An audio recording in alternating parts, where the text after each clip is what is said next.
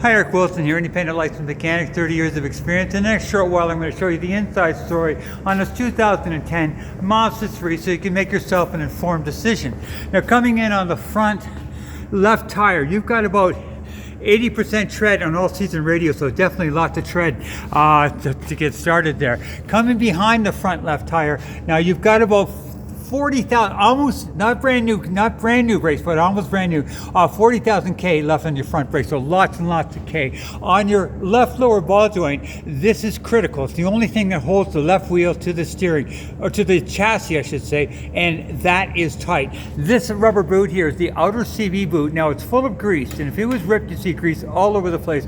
Important not to be, because it lubricates the chassis, lubricates the axle going forward. Now, the inner CV boot on that is right here. Now that again, rubber boot, ripped it, see it all over the place. More importantly, look behind it.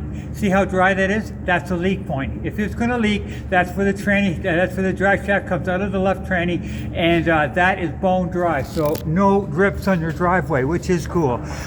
This is your left outer tie rod. Now this is critical. It's the only thing that holds the left wheel to the steering, and it is tight.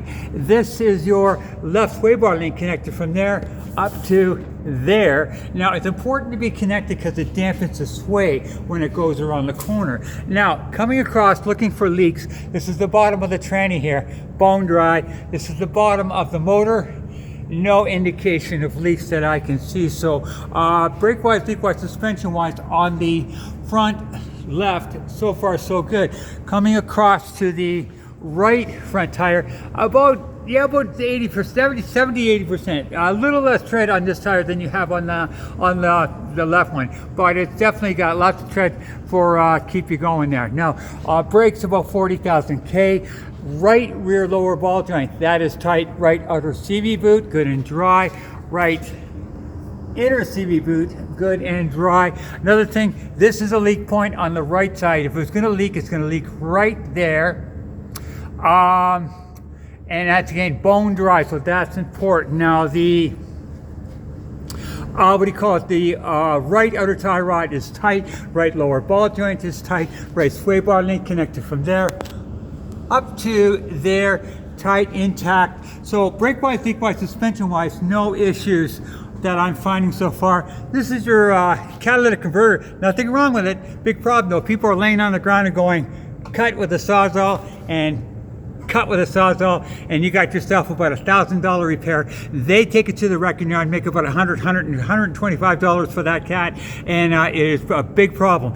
If you buy, I am going to give you a free catalytic theft protection system that's going to stop that from happening. Now, this is just a sample of what it is. It's stainless steel cables that I'm going to put on the bottom and on the top, and what happens, people reach under there, and when people reach under them with the sawzall, they hit the cable and they say forget it, because remember, they're laying on the ground. They hit the cable, say forget it, and move on. Okay, following the rest of the exhaust down. Down, down, down. Okay. No cracks, no breaks with your exhaust. In fact, underside of the car for this year of car is like, other than surface rust, bit of surface rust, but nothing major as far as I can tell on rust wise, which is a good sign. Now coming across to the right rear tire, again about 80% tread on all season radios. The right rear spring suspension intact, no cracks, no breaks. Your right rear shock, now this shock is full of oil. If it was leaking, you see it dripping all the way down there. That is good and dry. On your brakes on the rear, you've got about 30,000 K, a little less on the rear than you have on the front, but definitely lots of K left. Now coming across to the left rear tire, 80% tread. Your left rear shock, if you follow your shock up there, good and dry. Left spring suspension, no cracks, no breaks. About 30,000 K on your brakes. So brake wise, leak wise, suspension wise, no issues on right rear and left. Now this is your left rear, this is your left front strut. Now again, the spring suspension, no cracks, no breaks. More importantly, this is full of oil. If it was leaking, you see it wet along here. That on the left front strut is good, clean, and doing its job. On the right front strut, no cracks, no breaks in your spring, and more importantly, if it was leaking, you see oil right there. good and dry. So no issues with the front right suspension. Okay, now with the code scanner plugged in, it's saying that codes found 0. So there's no check engine codes, which is a good sign. No cracks in your windshield, dash looking clean. I'll take you out and show you the condition of the motor now. Shot of the motor running. Very, very smooth. Shot of the exhaust. As clean as the exhaust is going to get.